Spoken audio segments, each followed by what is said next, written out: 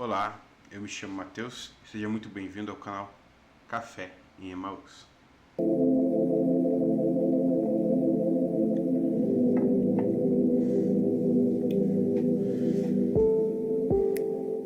Olá, hoje nós vamos continuar a nossa série de exposição bíblica da carta aos Hebreus e eu convido você a dar muita atenção para o que essa carta tem a nos ensinar nesse momento. Lembrando que essa série compõe todos os capítulos da carta aos Hebreus e agora nós vamos lidar com o capítulo 4. É importante a gente frisar algumas coisas aqui antes de começar. Porém, antes disso, eu convido você para nós fazermos uma oração ao Espírito Santo, pedindo que Ele nos capacite a esse entendimento. Senhor Jesus, nós queremos nesse momento apresentar as nossas vidas em Tua presença, te agradecer pela oportunidade de conhecer mais a Tua palavra, conhecer mais ao Senhor e pedir, Espírito Santo, que o Senhor ilumine a nossa mente, ilumine o nosso entendimento para a plena compreensão da Tua palavra. Pai, assim como o Senhor falou conosco em todos os capítulos dessa série, fala mais uma vez também através desse capítulo 4. Edifica os nossos corações, Pai, firmados na rocha da Tua palavra, firmado na pessoa de Jesus. Nós pedimos isso para a glória do Seu nome, no nome de Jesus. Amém. Então nós vamos falar sobre o capítulo 4 da carta aos Hebreus e é importante frisar alguns pontos aqui. Primeiro, que nós estamos falando de uma carta, novamente relembrando os outros 3 capítulos, uma carta que foi escrita porque tinha alguns judeus que se converteram ao cristianismo, mas estão querendo retornar ao judaísmo. Por que eles querem retornar? Porque o cristianismo era sinônimo de perseguição naquele momento. O cristianismo era sinônimo de você ser perseguido, correr risco de morte. Já o judaísmo, aceito como religião na época, ele não trazia esse mesmo risco. Então eles estão pensando o seguinte: por que eu vou ser um cristão se eu posso ser um judaizante? Aliás, se eu posso ser um judeu, no sentido religioso, e eu posso ter os mesmos benefícios disso. Então por que eu preciso correr risco de vida? Essa é a lógica que esses judeus estão tendo. Então o autor da carta aos Hebreus, ele começa o capítulo 1 dizendo para nós o seguinte: Jesus é a imagem exata, é a expressão do Deus vivo, aquele que falou por profetas, depois falou pela Escritura, falou de diversas formas, agora e hoje nos fala pelo Filho. Ele está dizendo que o Filho é a revelação perfeita, os profetas não foram. As outras formas que Deus falou não foi a revelação perfeita e a imagem exata de Deus como o Filho é. Então o Filho é a revelação plena, é a plenitude da revelação do Pai. Isso quer demonstrar para nós que eu não posso me desfazer dessa revelação de Deus, porque ela é a revelação perfeita. Depois ele vem nos mostrando nos capítulos seguintes que Cristo é maior que os homens, Cristo é maior que os anjos, Cristo é maior que Moisés. Ao ponto dele dar um exemplo usando Moisés como casa, e ele diz o seguinte: maior do que a casa é aquele que a edifica. Então, maior do que Moisés é aquele que criou a Moisés, o próprio Deus, o próprio Cristo. Ele quer nos demonstrar isso, a grandeza que Cristo tem. Então esse é um ponto importante para nós relembrarmos o tema original dessa carta. Segundo ponto importante, você precisa lembrar que originalmente não tem essas divisões de capítulos e versículos que nós fazemos, né? Isso aqui é feito para facilitar o entendimento bíblico, que está perfeito, mas é sempre importante você lembrar disso, para no momento que nós lemos aqui, a gente lembrar que o 4, por um exemplo, ele é o complemento do 3. Então se você assistiu a exposição do capítulo 3, tá perfeito, assistiu o 4 e vai complementar. Se você não assistiu a do 3, você pode assistir a do 4, mas precisa depois assistir a do 3 também, para você entender tudo isso plenamente, ok? Então, vamos lá.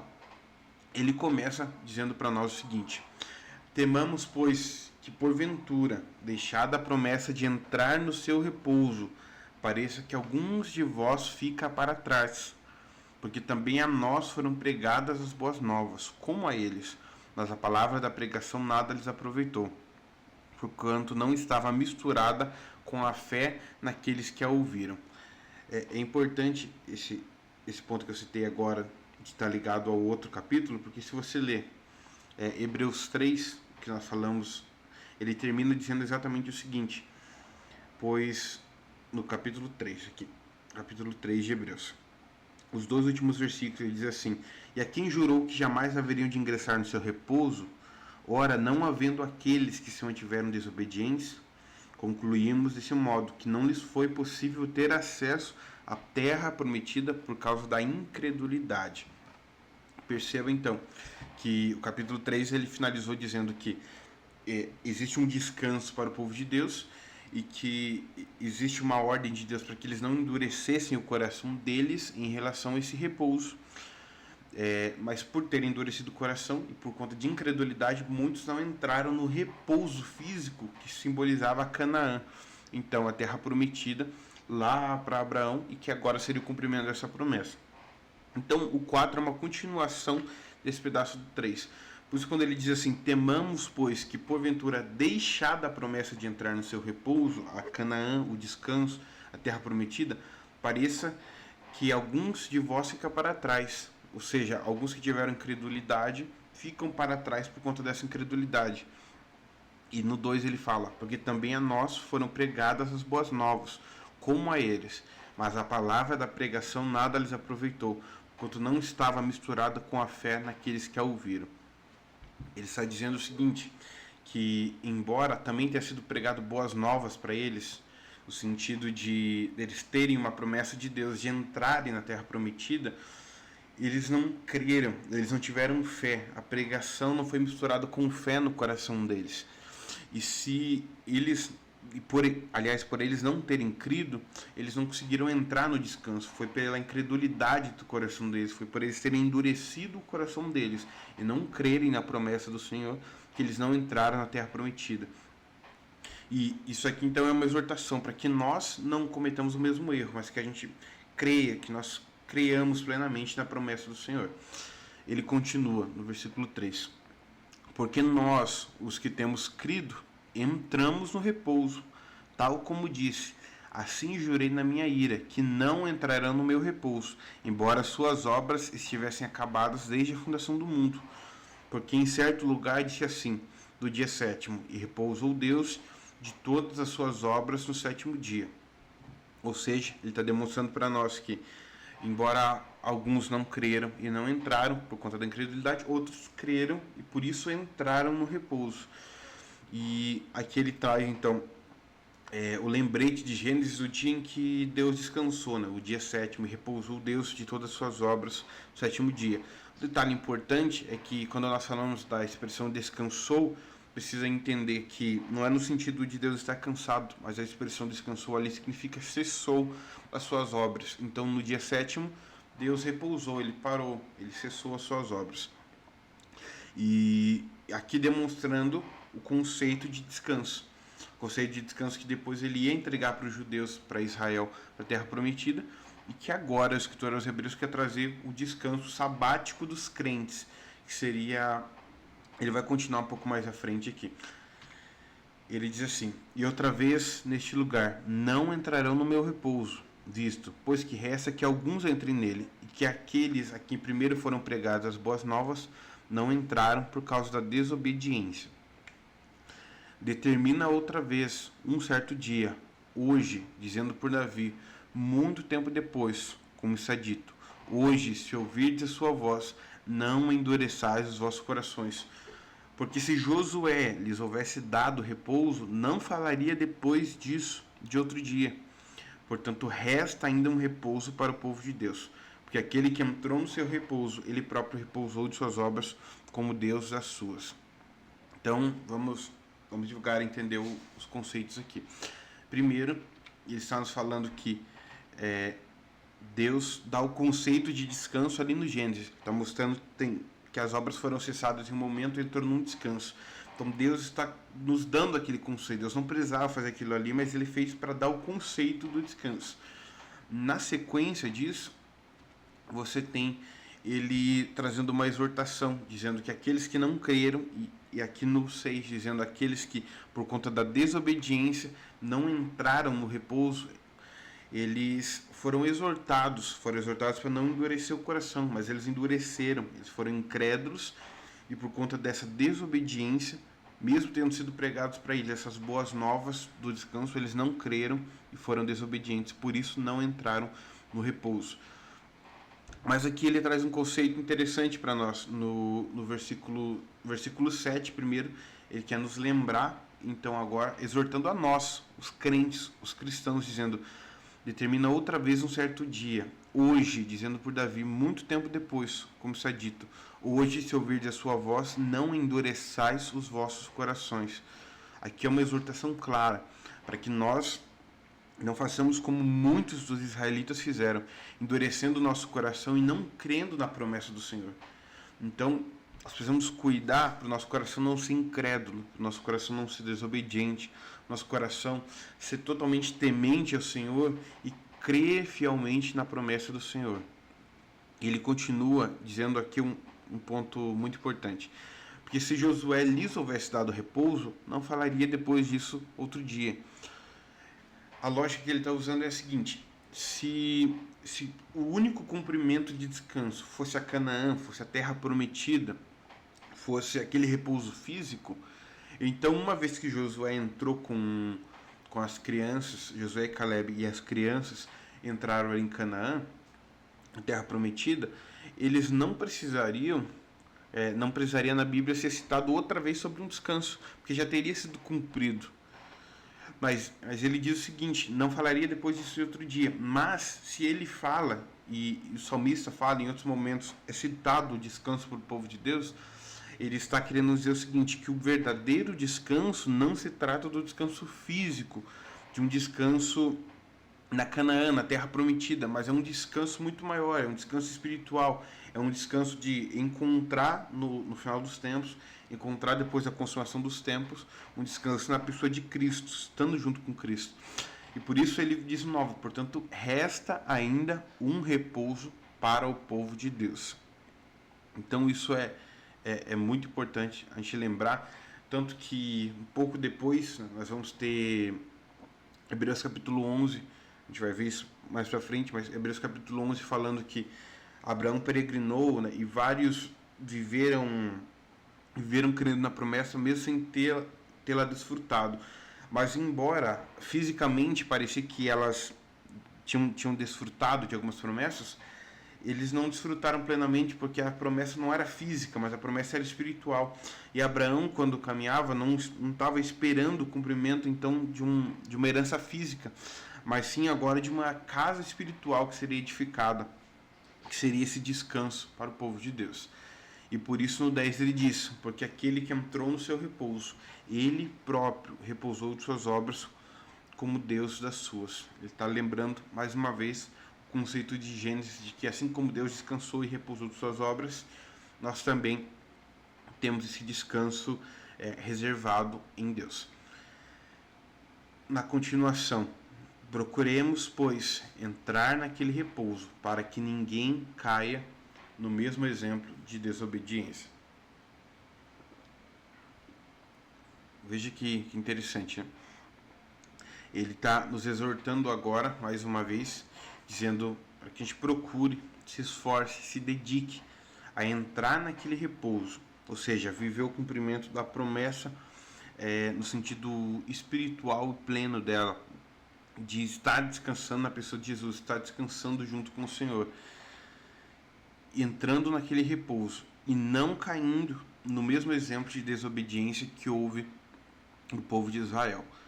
Porque a palavra de Deus é viva e eficaz, e mais penetrante do que espada alguma de dois gumes, e penetra até a divisão da alma e do espírito, e das juntas e medulas, e é apta para discernir os pensamentos e intenções do coração. Esse texto de Hebreus 4:12 é bem conhecido pelos crentes, mas geralmente é mal interpretado, porque lendo ele isolado, ele traz talvez um tom, digamos, mais animoso, mas ele nesse contexto, ele tá nos dizendo o seguinte: a palavra de Deus, ela é muito forte, ela é muito poderosa, e ela é mais penetrante do que uma espada de dois gumes.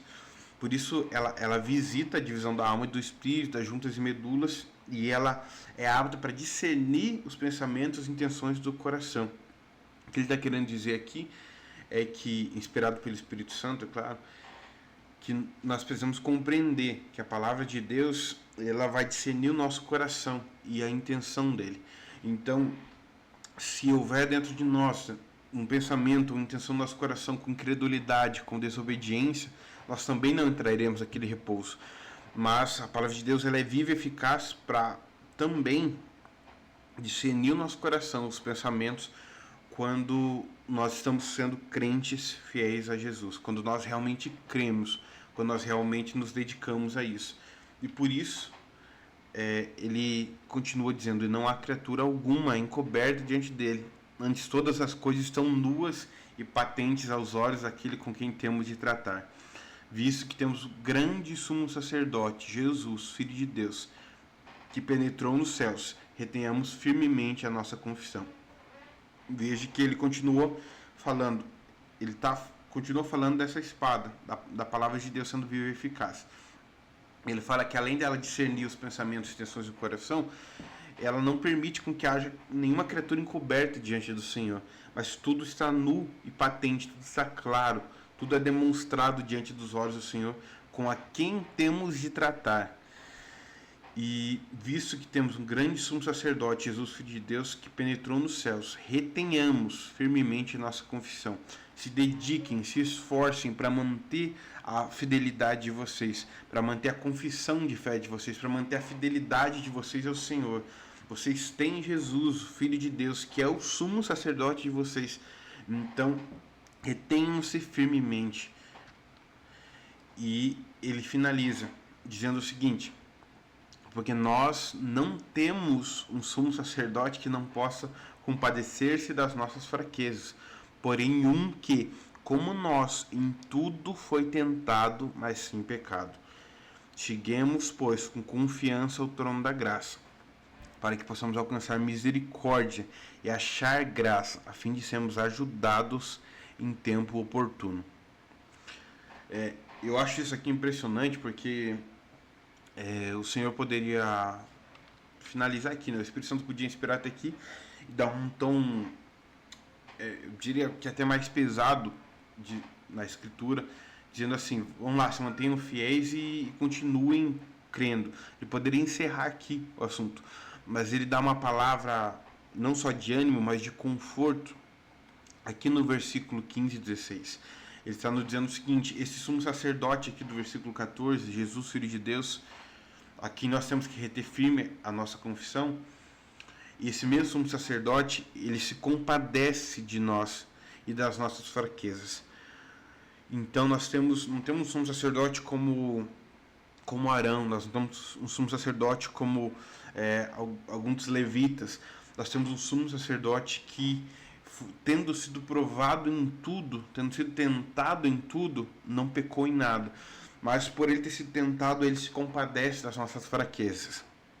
Ou seja, aqui é um estímulo para você se achegar à presença do Senhor, se achegar à presença de Jesus e dizer: Senhor, eu não consigo vencer isso, eu estou com dificuldade para vencer aquilo, eu preciso de ajuda para isso aqui.